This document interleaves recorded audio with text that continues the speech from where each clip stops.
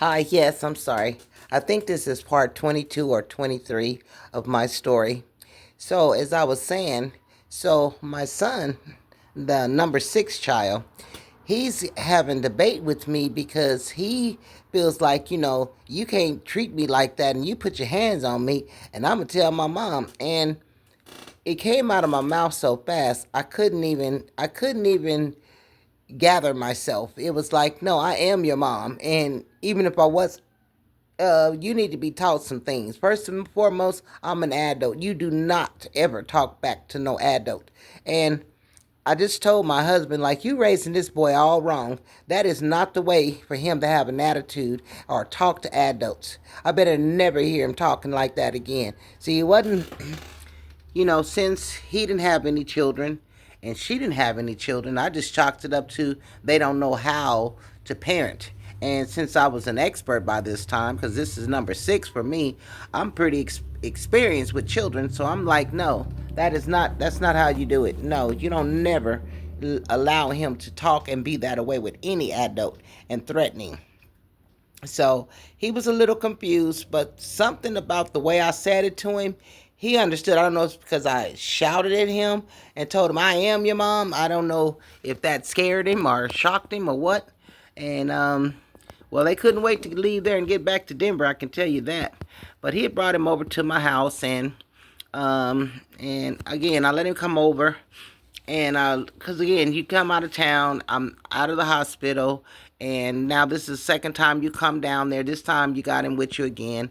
And so I did want to see my son and I wanted to spend some time with him, but I wasn't trying to break up the relationship that he had already because I understood that he's my son and I want to get to know him and I want him to see me, but also I didn't want to confuse him. I didn't want him to try to figure out, well, what does they mean is two mommies and why I got two mommies and I only got one mom or whatever. I didn't know, so I was just trying to play my part, but not be ugly about it. Let's say it like that. And my husband was definitely making sure that everyone knew he was my husband.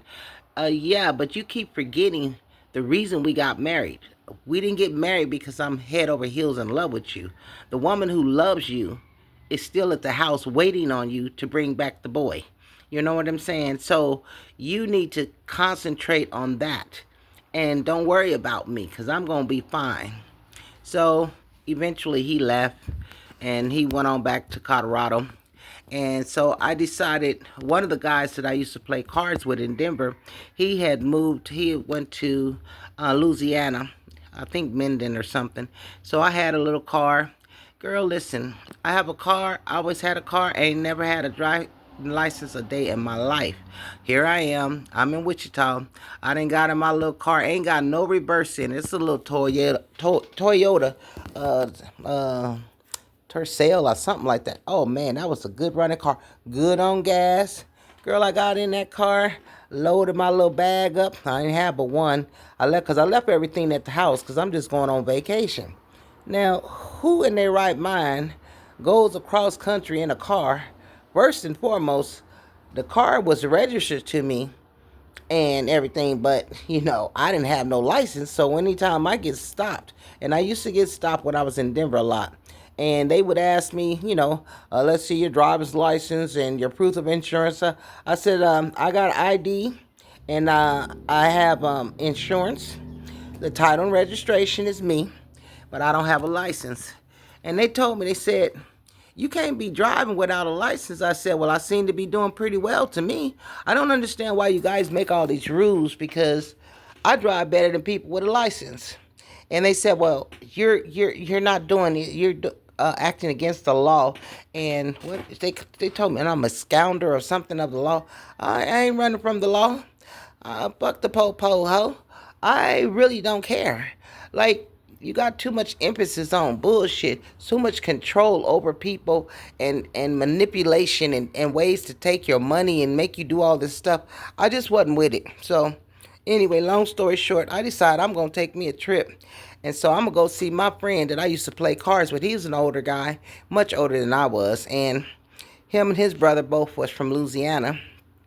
So at this time he had moved and he had told me, well, well, CC, I'm going home. I'm going to Louisiana. I said, I'm going to come down and see you, boy. So, yeah, I got in my little car and I headed on out. So I get on the highway. By the way, I'm pedaling. I'm getting all the way down there. Ran into a boat in down there, and it was like a casino. Now that's something I can't stay away from stuff because I have a compulsive behavior, and when I do something, I really do that. Like I just have to stay away from gambling, casinos, and places like that. Cause honey, I would spend my whole check up in there, and I don't just go to go because the thing is, I'm very lucky. I'm so lucky. And that's the sad thing because if I never won, I wouldn't want to keep doing it. But because you win, that inspires you to keep going and trying again. Long story short, so I go down there, I get to Minden. I see my little friend. I spent a couple of days with him. And he was introducing me to his girlfriend down there and some of his kids or whatever. So I got a chance to meet them and see them, spend some little time with them. Then I got back on the highway, headed back to Wichita. I got the pedal to the metal. I was going so fast. When the officer got behind me, he told me, he said, you were going so fast, you made traffic look like it was going backwards. And he would ask me where I was coming. He see my tag say Colorado. And I was like, and he was asking me for my ID and all this other stuff. I told him I got an ID, but I ain't got no license. He said, you on the highway without a license? I said, yeah. Ain't nobody with you? I said, no. And so he was really shocked. But I told him, I said, listen, I'm leaving my husband. I left my husband, and I've been having a hard time, and I don't have a license. I just had to get away. And the man told me, he said, well, I'm going to have to take you back to the city. I don't know, so many, maybe 20, 30 miles back to go and write a ticket and take me there.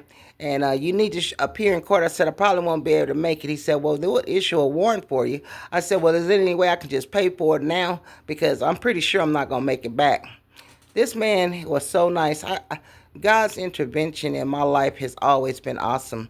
And anyway, he worked it out. And he told me, he said, listen, you need to slow down, and especially because you don't have a license. He said, I could tow your car and I could put you in jail. I said, sir, please don't do that. I have enough problems. I'm just trying to get back to where I'm going to go, and I'm going to settle down. And I meant it, and let me just get back to, the hometown, and I'll relax, and I'll get from behind the wheel for a little while, at least a day or two. Anyway, I didn't tell him that, but yeah, long story short, that's what it was. So he ended up giving me the ticket. I left and got back on the highway, went back to Wichita, and things just resumed as usual. Okay, my time is up, so I'm gonna come back again. I'm not sure if I'm gonna be going to my story part 22 or 23. Later on, I'm gonna figure out these numbers and I'm gonna correct it. But for now, just stay tuned, stay with me, and bear with me as I go through my story.